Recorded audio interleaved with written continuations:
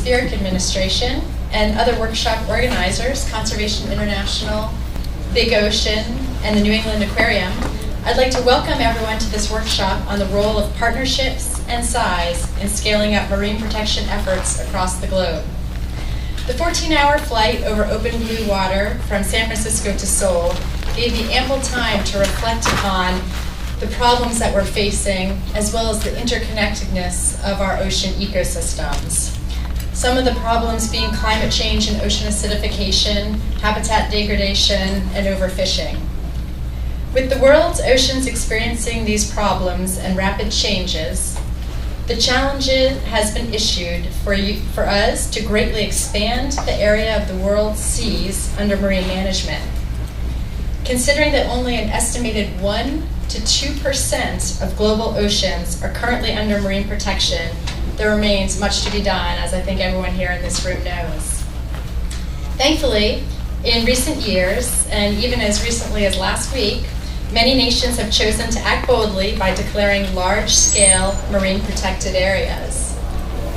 Two key factors in this scaling up of marine protection have been the creation of innovative partnerships and the designation of area boundaries at an ecological scale. The organizers have convened this event in order to not only share some of the lessons that are being learned regarding the role of partnerships and size in scaling up global marine protection, but also to invite you, the audience, to provide input on these emerging trends. In this sense, we're hoping that today's workshop will be interactive. We're going to try to save some time for dialogue. So as you're listening to some of the presenters, please think of questions you'd like to ask, or maybe some of your own experiences that you could share with the group. NOAA is grateful for the opportunity to hold this workshop, as the United States has contributed to the emerging trend in scaling up marine management by establishing 3 very large marine protected areas. The Papahanaumokuakea Marine National Monument in the Hawaiian Islands, the Marianas Trench Marine National Monument in the Mariana Islands, and the Pacific Remote Islands Marine National Monument. On behalf of the U.S. government and other workshop organizers, I'd like to thank all of the presenters here today who've agreed to briefly share some of their lessons learned in developing partnerships and scaling up. Today's presenters reflect lessons from the Coral Triangle region, Micronesia, the Phoenix Islands Protected Area, Chile's Motu Motira Hiva Marine Park, the British Indian Ocean Territory, and Papa in the Northwest Hawaiian Islands. We also recognize and applaud last week's announcement of the newest and largest marine protected area in the Cook Islands in New Caledonia. I personally have been most involved with the Coral Triangle Initiative, where my agency provides a lot of technical capacity building, things like enforcement, fisheries management training, adaptation to climate change, etc. And I do recognize that if it weren't for the will of the politicians as well as the dedication of the managers on the ground, we would not have achieved a lot of the successes that we have today. In closing, I'd like to express my thanks to all of you for not only participating in today's workshop, but for all that you're doing to improve the management and protection of the world's oceans. And now I'd like to hand over the microphone to Mr. John Parks of Big Ocean, who will serve as the moderator of today's workshop. Thank you.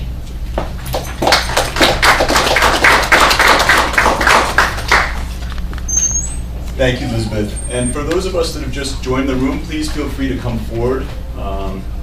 Don't feel shy to come forward if it's more convenient. Is the slide, we had the lights down up front, and it seemed to allow the, is that better? Okay. Well, I think on the side would be good for if folks are reading off the, perfect, thanks. Well, we should probably give a round of applause to these IT guys. They've been working so hard all day, so they were just troubleshooting for us, so we appreciate that very much. So thank you, Elizabeth. Ladies and gentlemen, it's my great privilege to serve as the moderator for today's workshop. I'd like to say thank you to the United States National Oceanic and Atmospheric Administration for all of us, including myself, for bringing us here today. So the purpose of our gathering today is not only to share some of the lessons that are being learned about scaling up marine protection around the world, but really to hear from all of you. So in this sense, as Elizabeth mentioned, we're hoping that this will be an interactive session. So this is why we've allocated half of the workshop time for discussion. Our workshops can be divided in two parts. So the first part is going to focus on the role that partnerships are playing in helping to scale up marine protection. The second part is going to examine the role that size, or the increased area, is helping to scale up marine protection. Each of the two parts of the workshop will begin with a short set of presentations by some invited speakers who have some experience that they would like to share. After each of the sets of presentations, we're going to take a break from the presenting, and we're going to invite everyone in the room to share your experiences. Now, I know that the organizers have placed microphones in the center of the room, and with the help of John, you want to just put up your hand? With the help of John, who's agreed to help moderate and help facilitate today, thank you, John, on behalf of IUCN, he will help you to queue up so that we can capture your comments. All the comments offered in plenary are going to be collected and documented and then presented. And we're hoping to upload those tomorrow onto the IUCN system so that you can view them. As this workshop is being simultaneously translated, I kindly request that all the invited plenary speakers and from our invited speakers from the floor to clearly assist by speaking slowly and clearly into the microphone, and that will help us with translation. So we're going to go ahead and begin. Oh, that's not the right button. I want to thank Dr. McClanahan again. So here in the first part of the workshop, we are going to focus on the partnerships and the roles that partnerships play in scaling up or increasing marine protection around the world. So as Elizabeth said, we will begin with the Coral Triangle, then we will move to lessons from Micronesia, and then finally we will hear from the Pacific Oceanscape. Our first presenter is Mr. Fraser McGill, Senior Director of Coral Reefs, Fisheries, and Food Security at Conservation International. Mr. McGill is not only the leader of Conservation International's team of professionals working throughout the Coral Triangle region, but he's also one of the individuals who helped to originally conceive and design the Coral Triangle Initiative. Some of us remember him back in Washington doing this many years ago. Unfortunately, Mr. McGill and his team could not be here today as they are right now meeting to develop a new 5-year strategy for the engagement of Coral Triangle through Conservation International. In fact, he's having dinner, I believe, right now with some of the State Department members along with his team to discuss the Coral Triangle. So as a result, Fraser has asked that I give the remarks that you will hear on his behalf. I'm happy to do so. As the epicenter of marine life on Earth, the Coral Triangle is the most biologically and economically valuable marine ecosystem on the planet. Covering just 3% of the world's oceans, the region itself represents more than half of the world's coral reefs and boasts 76% of all known coral species, including over 3,000 species of fish. The human importance of this region is staggering. The region sustains more than 130 million people who rely directly on the marine ecosystem each and every day for their livelihoods. The marine habitats of the Coral Triangle contribute an estimated $2.3 billion each year toward the economies of the region, and this is likely an underestimate. Reef fish sold at local markets and the international trade in tuna are but two small examples of this. During 2007, the government leaders of Indonesia, Malaysia, the Philippines, Solomon Islands, Papua New Guinea, and Timor-Leste came together to form a multilateral partnership to address the urgent threats that are now facing the region's coastal and marine resources. Supporting the process, a 5-year non-government partnership called the Coral Triangle Support Partnership was formed. This partnership is comprised of 3 conservation groups: the World Wildlife Fund, the Nature Conservancy, and Conservation International. The partnership is being generously funded by the United States Agency for International Development. One of the primary goals of the Coral Triangle Initiative has been to scale up or increase marine protections throughout the region. To do this, over the past 5 years, dozens of new marine protected areas have been designed and declared, greatly expanding the region's marine protection efforts. You can see here these tiny little red boxes, which would probably be difficult for those of you in the back to see. These are all marine protected areas that have been declared. Today, there are literally hundreds of these marine protected areas operating throughout the region, with more being designated each year. Our partnership enters its 5th and final year now, and we have learned some important lessons about how our non-governmental partnership has supported this scaling up. We would like to share those with you today. One critical lesson that we have learned is in regard to amplification. Amplification is the process by which successful local marine protection efforts are identified and then systematically invested and expanded upon. Even where such efforts may be highly localized and seemingly insignificant in comparison to such a huge region, partnerships at the local level can and will be created between community institutions, local fishers, traditional decision makers, village elders, schools, and local religious groups to build upon and increase local successes in adjacent areas in neighboring villages or nearby towns. This expansion using local institutions thereby amplifies the original success, making impacts not only more pronounced, but likely also more socially acceptable. Examples of this work include our partnership that we're very proud of with the locally managed marine area network in both Papua New Guinea and Indonesia, where dramatic expansion of marine protection has been achieved through local leadership. In this regard, for us to go big, we must work small. Next, our marine protection approach requires working with partners at all levels, from local to provincial to national, even through to the regional level.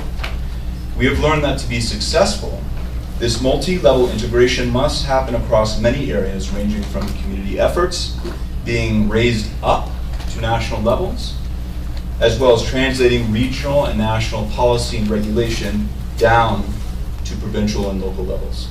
In this regard, to be successful, we found that marine protection partnerships must work both bottom-up and top-down simultaneously. Finally, successful marine protection partnerships build up through replication. We've successfully achieved amplification and integration in certain areas, and where so, we have attempted to replicate similar structures in other sites, and even across other nations. While not all partnership elements of these efforts can be duplicated due to inherent national, cultural, and site-specific differences, we have found that successful models of partnership-driven marine protection can sometimes be applied in new locations, even where you might not think it would. So on behalf of Conservation International's Coral Triangle team, I would like to thank the United States government for providing us with this opportunity to share a little bit about what we've learned in scaling up marine protection in the Coral Triangle.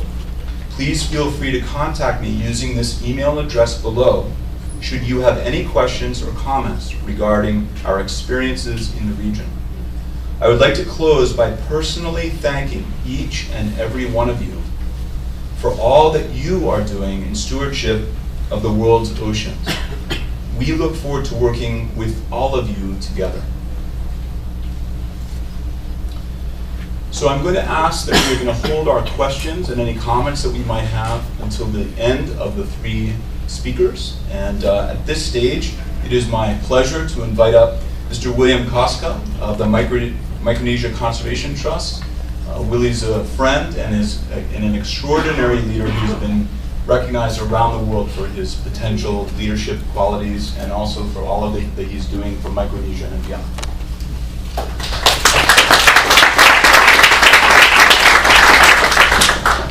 Thank you, John. Kasilili Mainko, good afternoon. Thank you for the opportunity to speak to you.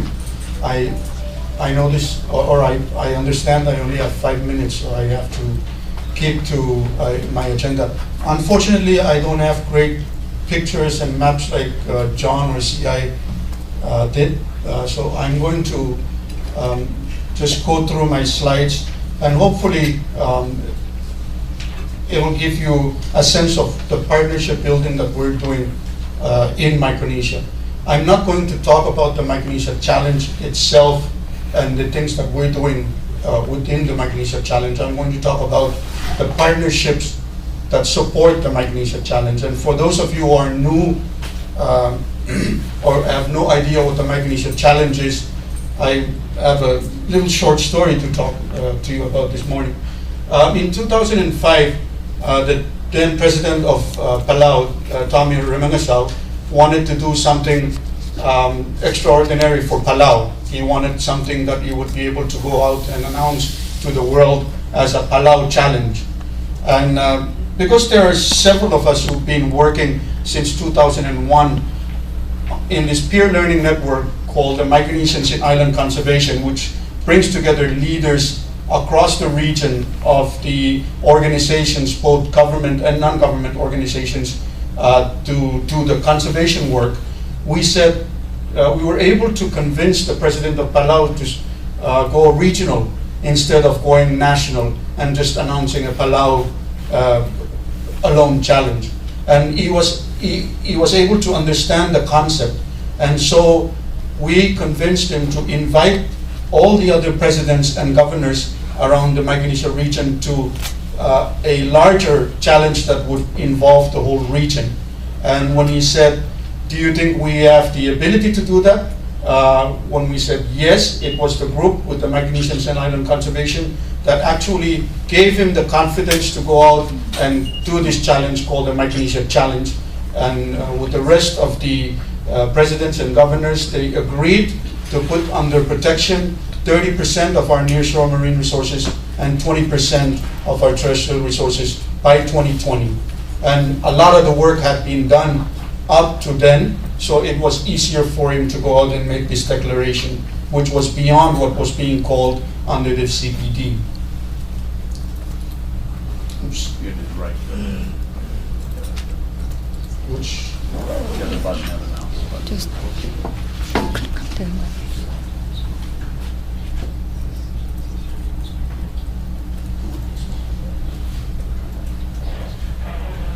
Oh, so he's got the map. I didn't know John was going to put up the map. Anyhow, this is the map of the Micronesia region. As you can see, there are 3 independent countries and 2 US territories that are part of the Micronesia Challenge. It's just north of the Pacific, right smack between Indonesia and Hawaii.